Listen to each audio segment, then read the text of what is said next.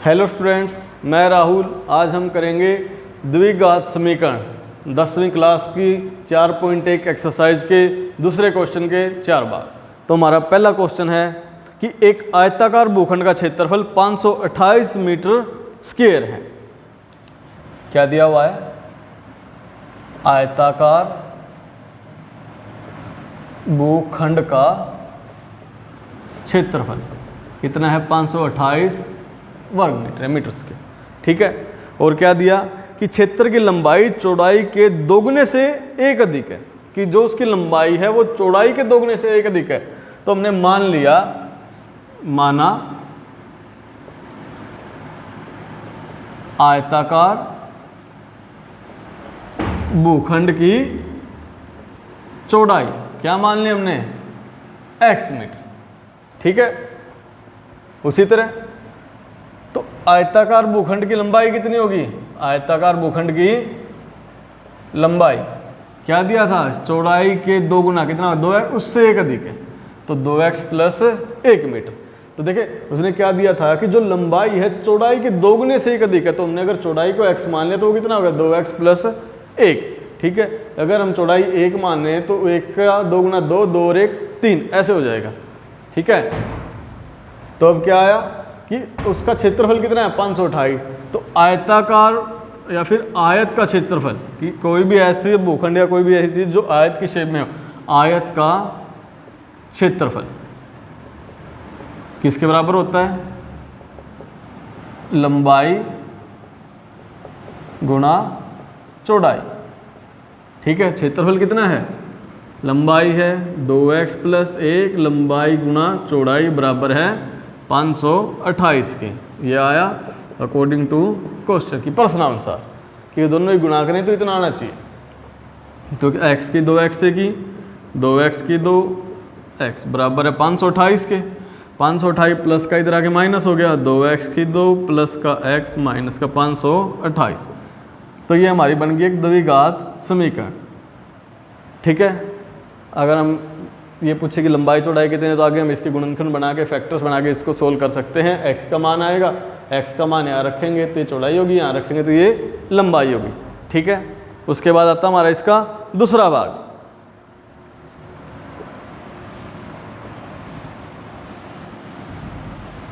जिसमें क्या दिया कि दो क्रमागत धनात्मक पूर्णांकों का गुणनफल 306 है। कि दो क्रमागत धनात्मक पूर्णांक, कि माना पहला धनात्मक पूर्णांक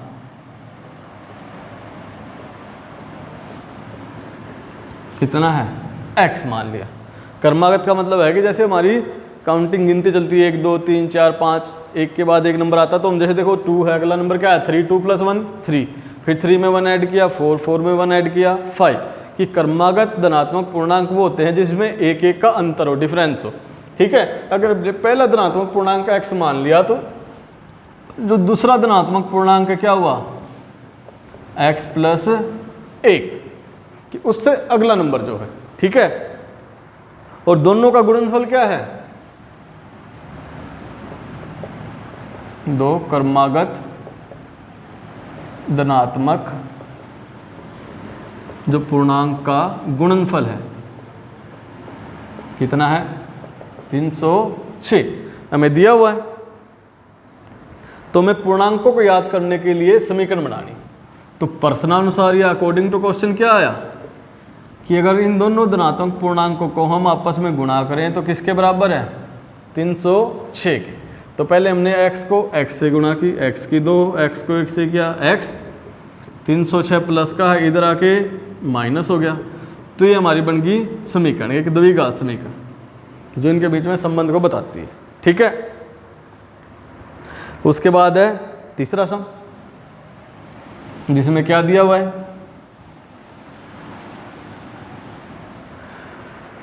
रोहन की मां उससे 26 वर्ष बड़ी है, उनकी आयु का गुणनफल अब से 3 वर्ष पश्चात 360 हो जाएगा। कि रोहन की मां उससे 26 वर्ष बड़ी है। तो माना रोहन की आयु, रोहन की आयु हमने क्या मान ली? x वर्ष, कि रोहन अब x वर्ष का है। ठीक है।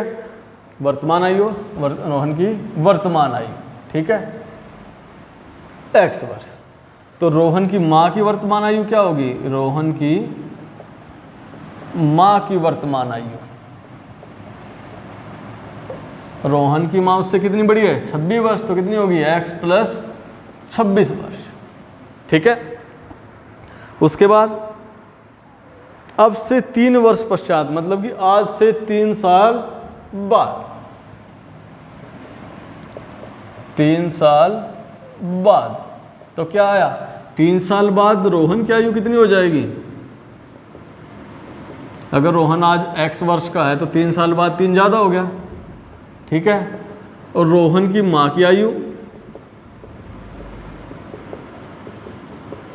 वो भी 3 ज़्यादा हो जाएगी, इसमें भी 3 जोड़ दिया, x प्लस 26 प्लस 3 29 वर्ष, ठीक है। तो अब हमें क्या दिया कि उन दोनों की आयु आ गई, तो उस दोनों की आयु का गुणनफल कितना है? 360। अकॉर्डिंग टू क्वेश्चन क्या आया कि x प्लस 3 को रोहन की ये आयु को रोहन की माँ की आयु से गुणा करें तो किसके बराबर है? 360 के। तो पहले x की गुणा दोनों के साथ, x प्लस 29, 3x प्लस 29 बराबर है 360 के। x को x से किया, x को 29 से किया, 3 को x से किया, 3 को 29 से किया, बराबर है 360। तो ये हो गया हमारा x की 2, 29 और 3 32x प्लस का 87। ये प्लस था, इधर आके माइनस हो गया, तो क्या बच गया? x की 2 प्लस का 32x माइनस का 273 बराबर है। तो ये है हमारी द्विघात समीकरण जो हमें बनाएंगे। तो इस तरह से हम ये समीकरण बना सकते हैं अगर किसी भी तरह की हमें स्टेटमेंट दी हुई है। उसके बाद आता हमारा आखिरी क्वेश्चन, फोर्थ सम।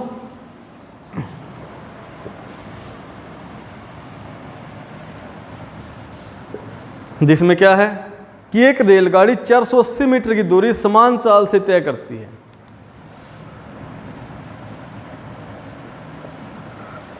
रेलगाड़ी द्वारा तय की गई दूरी कितनी है? 480 किलोमीटर, ठीक है। यदि इसकी चाल 8 किलोमीटर कम होती तो उसी दूरी को तय करने में 3 घंटे अधिक लेती। कि अगर मान लो वो पहले 40 से जा रही है, अब वो 32 से जाए, या 50 से जा रही है, वो 42 से जाए, तो उसको 3 घंटे ज़्यादा लगेंगे, ठीक है। तो गाड़ी की चाल याद करनी है। तो माना गाड़ी की चाल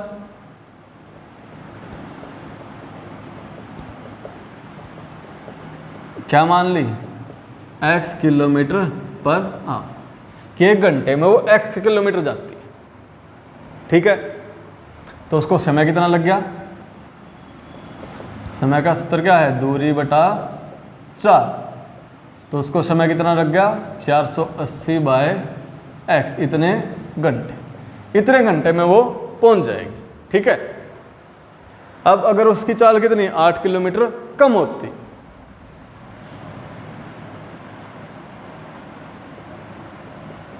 गाड़ी की चाल यदि 8 किलोमीटर पर कम होती तो कितनी होगी?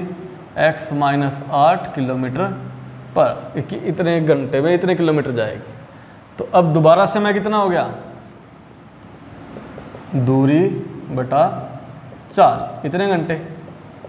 अब हम एक चीज़ देखें कि अगर वो धीरे जाएगी तो ज़्यादा समय लगेगा, तेज जाएगी तो कम। इसका मतलब ये जो नंबर है ये बड़ा है और ये छोटा है, और इन दोनों में कितने घंटे का अंतर है? 3 का। तो अकॉर्डिंग टू क्वेश्चन क्या आया कि अगर वो धीरे जाए उसमें जो टाइम लगेगा और वो तेज जाए उसमें जो टाइम लगेगा, दोनों में कितने घंटे का अंतर है? 3 घंटे का। देखो ये भी घंटे हमारे पास, ये भी घंटे हैं, और 3 भी क्या है? घंटे, ठीक है। अब देखें इन दोनों का एलसीएम लघुत्तम कितना आया? इन दोनों के आपस में गुणा इस तरह, इससे भाग किया तो x बच गया, x को 480 से किया 480x, इससे किया तो ये बच गया x माइनस 8 बराबर है। अब देखें 480x 480 को x से गया 480, x माइनस का था माइनस माइनस प्लस, ये आ गया 3840। ये 3 ये इसके साथ गुणा में हो जाएंगे जाके, x को x से किया x की 2, x को 8 से किया 8x। ठीक है, देखें ये आपस में कट गए। अब ये क्या आ गया, अगर इनको पूरे के पूरे को ऐसे उल्टा कर दें, 3x की 2 माइनस का 24x, ये उस साइड जाके माइनस हो गया 0। इसको हम ऐसे भी छोड़ सकते हैं, अगर पूरे समीकरण में से कुछ कॉमन आ रहा है तो जैसे देखो 3 कॉमन है, 3 हमने कॉमन लिया तो x की 2 माइनस का 8x माइनस का 1280 बराबर 0। ये 3 उस साइड जाके कैंसिल आउट हो गया, 0 हो गया, तो समीकरण क्या बच गई हमारी 1280। तो ये हमारी एक द्विघात समीकरण है। ठीक है, तो इस तरह से हम समीकरण बना सकते हैं और आगे इसके फैक्टर गुणनखंड बना के हम x का मान निकाल के इसकी चाल भी निकाल सकते हैं। तो आज के लिए इतना ही। अगर आपको अच्छा लगे शेयर करें, लाइक करें और सब्सक्राइब करें। धन्यवाद।